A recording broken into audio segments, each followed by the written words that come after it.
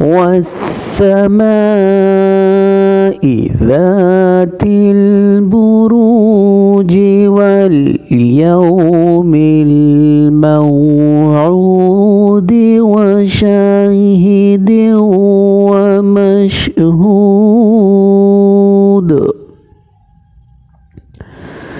قتل أصحاب الأخدود النار ذات الوقود إذ هم عليها قعود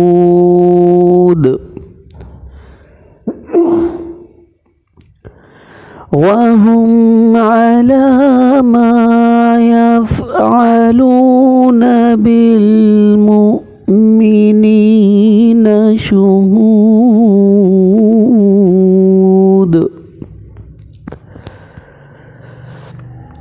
وما نقموا منهم إلا أن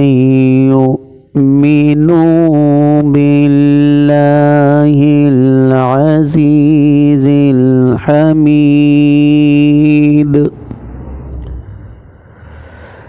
الذي له ملك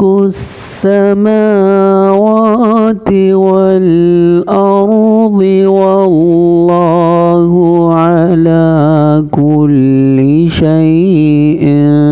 شهيد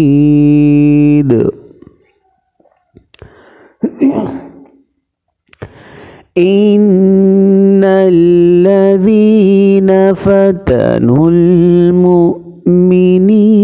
والمؤمنات ثم لم يتوبوا فلهم عذاب جهنم ولهم عذاب الحريق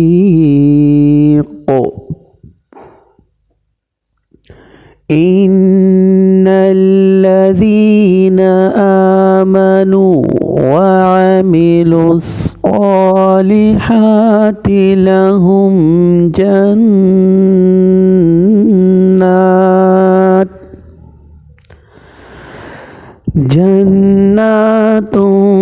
تجري من